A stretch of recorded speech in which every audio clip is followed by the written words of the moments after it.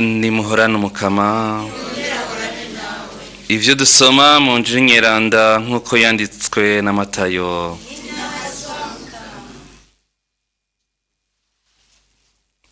Yezu aca ku nkombe y'ikiyaga c'Ibugarire, abona abavukana babiri, Simoni yataziriye Petero na mwene wabo Andreya, bariko baraterera insenga zabo mu kiyaga, nanone bari abarovyi. Arababarira ati, nimunkurikire, nzobagira abarovyi b'abantu. Nabo baca baheba insenga zabo baramukurikira. Avuye aho abandanya abona abandi bavukana babiri, Yakobo mwene Zebede na mwene wabo Yohani, bari mu bwato kumwe na se wabo Zebede, bariko barasanasana insenga zabo.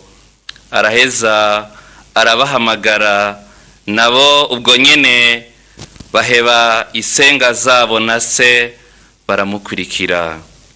Dushimagize iyi nkuru nziza ya Yezu Kristo.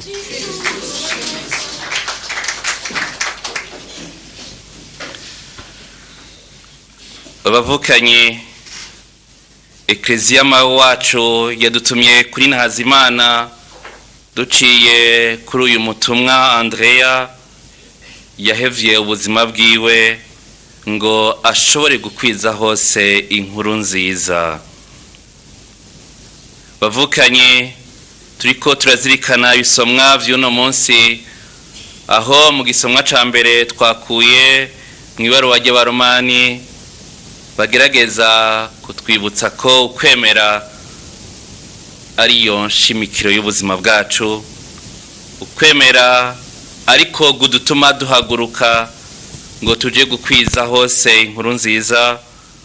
Ukwemera ariko kudutuma novuga nti twiyambura ivyo vyose bitubuza ko inkuru nziza y'Imana imenyekana muri bene wacu. Abamaze kwemera rero bavukanye, baharonkera ubuzima bwose, baharonkera ubukiriro, baharonkera urukiza, eka amaguru yabo arahimbagwa n'abayabona baje kuronka inkuru nziza.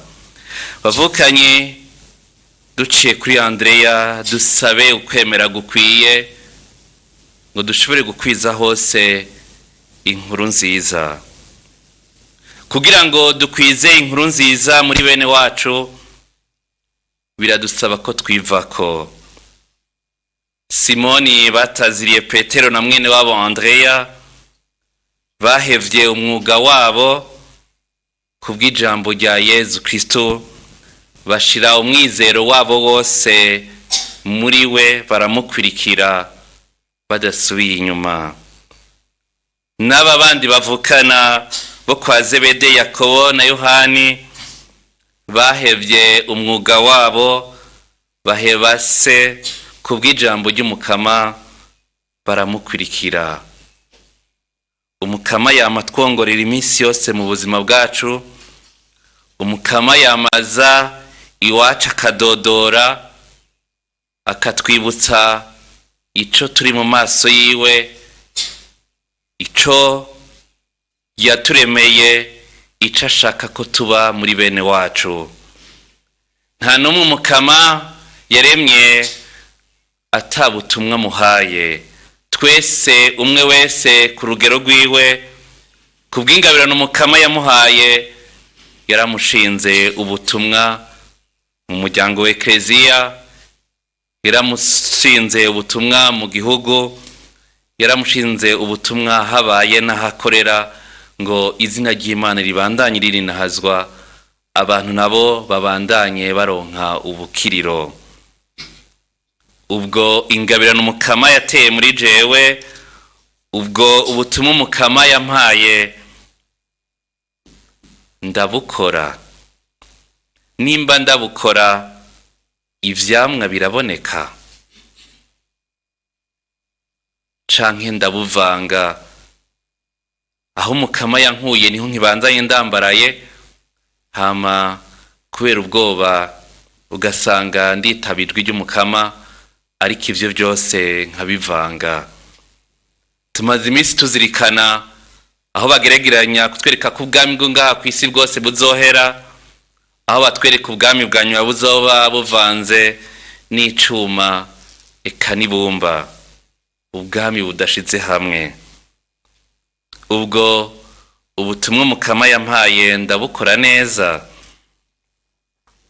Ubwo hoho ndabona ko hari ubutumwa umukama yampaye, canke niberaho nkuko ataco ninona, nkuko ubuzima bwanje buzoherera ngaha ku isi. Ariko bavukanye, umukama yaradutomiye, yaradutoye, umukama yaraje muri twebwe aratumenyesha ijambo ryiwe, hama arakuza muri twebwe ukwemera, turamwizigira, turamukurikira. Ubwo akariro twari dufise ubwa mbere n'ubu karacari kakandi. Ubwo umukama yoza yosanga tukiri ku murimo yadushinze. Andrea turiko turarinahaza uno munsi, kandi tukaba twambaye impuzu zitukura zerekana ko yarakurikiye umukama, arashingwa amabanga muri ekleziya, aramenyesha inkuru nziza gushika yemereye ayipfire. Bavukanye, gukurikira umukama biradutuma ko twivako gushika no ku buzima bwacu. Ugukurikira umukama ni ngombwa bavukanye ngo twiveko, naho twotanga amagara yacu, naho twoheba ivyo byose twibaza ko bitugirira akamaro. Kanatsinda nkuko tumaze iminsi tubizirikana, ni ivy'umwanya mutonya, ni ivy'iminsi mikenya, ni ivy'amasegonda, ariko wamaze gukurikira Kristo akemera kumupfira, aronka ubuzima bw'imyaka yose. Tumaze iminsi tubizirikana aho Daniyeli yemera guheba indya z'ibwami, inturire, kivyo byose abantu bose bashaka, ariko kugira ngo ntahemuke agatakambira umukevyi ati uzongaburire imboga n'amazi gusa, kugira ngo izina ry'Imana ribandanye ririnahazwa. Ubwo mu buzima bwacu turemera tugaheba ivyo byose bitugirira akamaro, ariko bitujana kure y'Imana, ngo twemere twakira ivyo biciye bugufi, ivyo bitatumara inzara, ngo izina ry'Imana ribandanye ririnahazwa.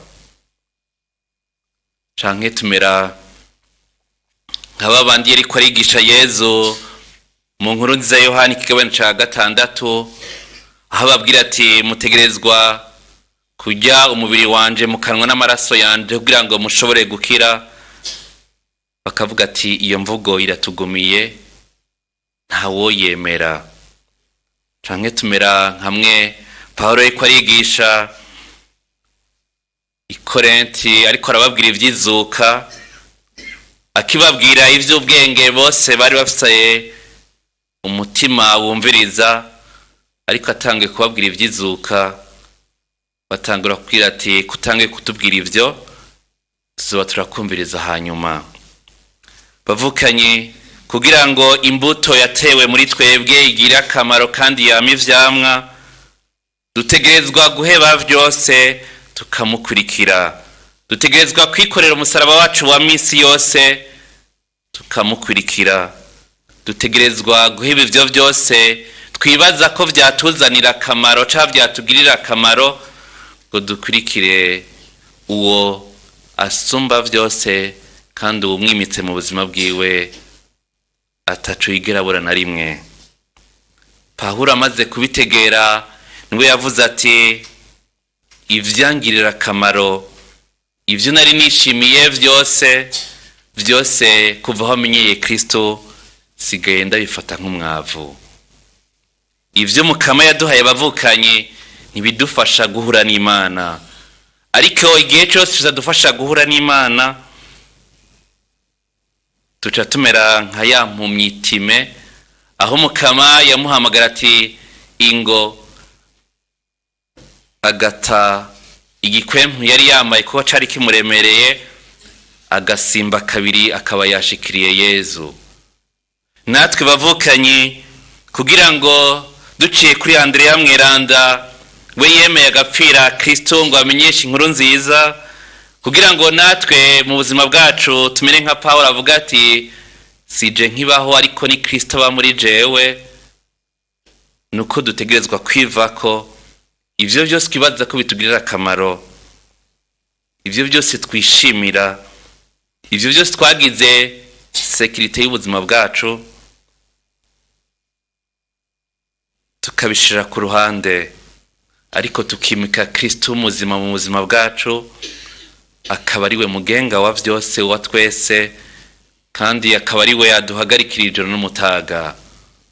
Nk'uko inkuru nziza y'amata y'ibitubwira ati ukora ishaka ry'Imana ameze nk'umuntu w'inkerebutsi yiyubakiye inzu yiwe ku rutare.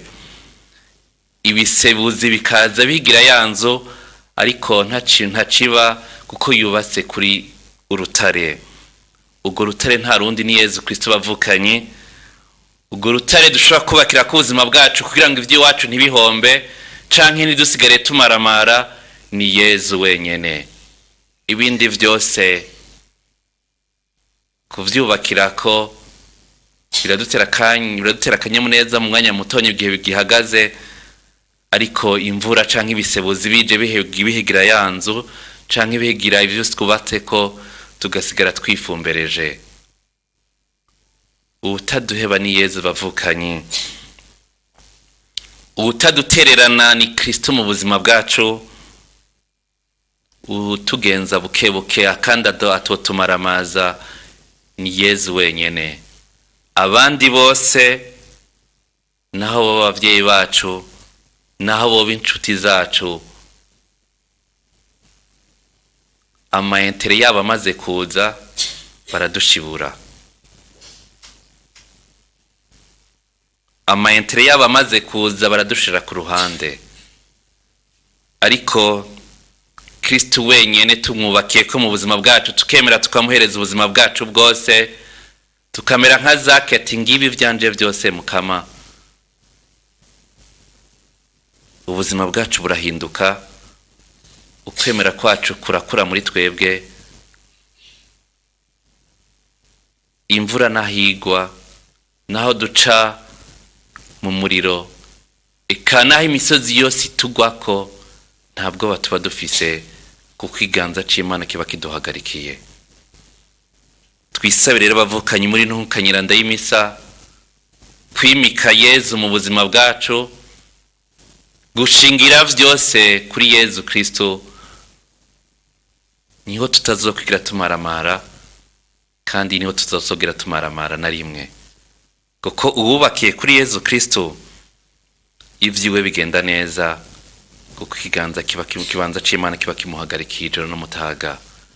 Dusabe Andrea eka n'aba bose Yezu yatoye bamukurikiye bagaheba vyose, Yezu nawe akabagira abantu bakomeye mu buzima bwabo. Natwe duhebe vyose, dukurikire Yezu Kristo, tuvuga ati sije nkibaho ariko ni Kristo aba muri jewe. Ibidushikira vyose inyishu ni Yezu, kandi byose bizogenda neza. Amen.